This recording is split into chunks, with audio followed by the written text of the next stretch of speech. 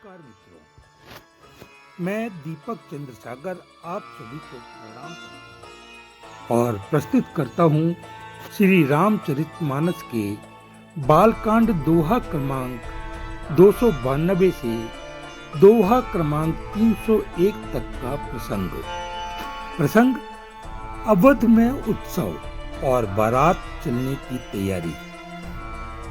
हमने अभी तक जनक जी के दूतों से श्री राम लक्ष्मण के समाचार सुने। दूत आगे बताते हैं कि धनुष भंग की गर्जना सुनकर परशुराम जी आए।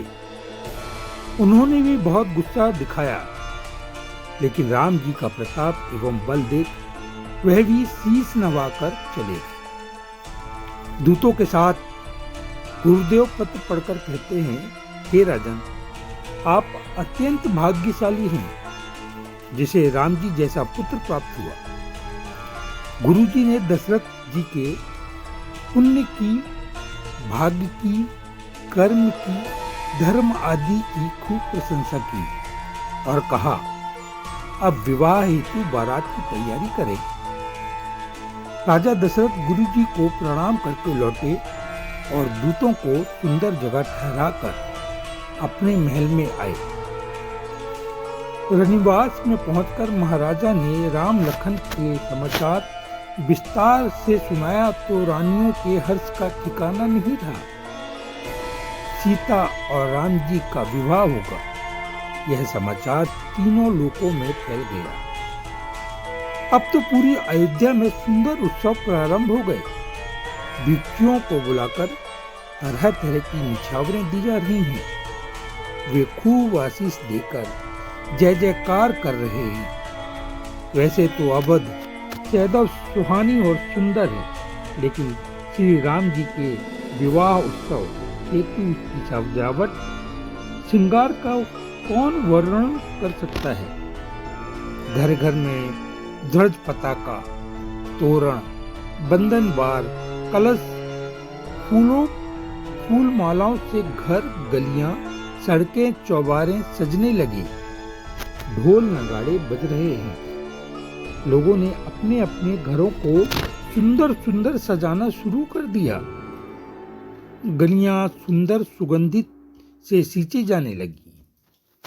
जहां तहां युवतियां सुंदर श्रृंगार करके मंगल गीत गा गा कर नृत्य कर रही हैं। दशरथ जी के महल की शोभा तो कहते ही नहीं बनती।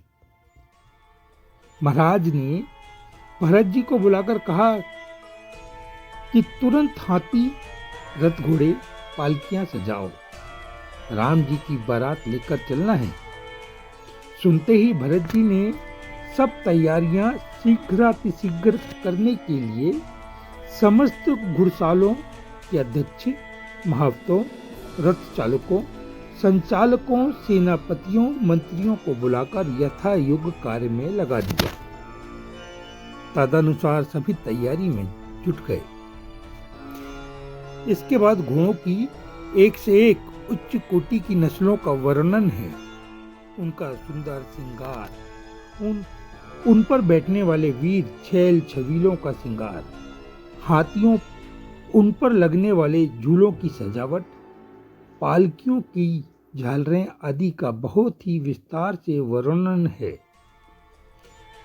नगर के बाहर सब बारात इकट्ठी होने लगी। सभी सवारों के लिए अंगरक्षकों की व्यवस्था है, जो तलवारबाजी में अत्यंत निपुण हैं। मंत्री सुमंत्र जी ने 2 विशिष्ट रथों को सर्वोपरि वरीयता देते हुए सजवाया, जिनका वर्णन नहीं हो सकता। एक रथ में गुरु वशिष्ठ जी को विराजमान कर महाराज दशरथ गुरु, गौरी और गणेश का स्मरण करके दूसरे रथ पर सुशोभित हुए। सियावर रामचंद्र की जय।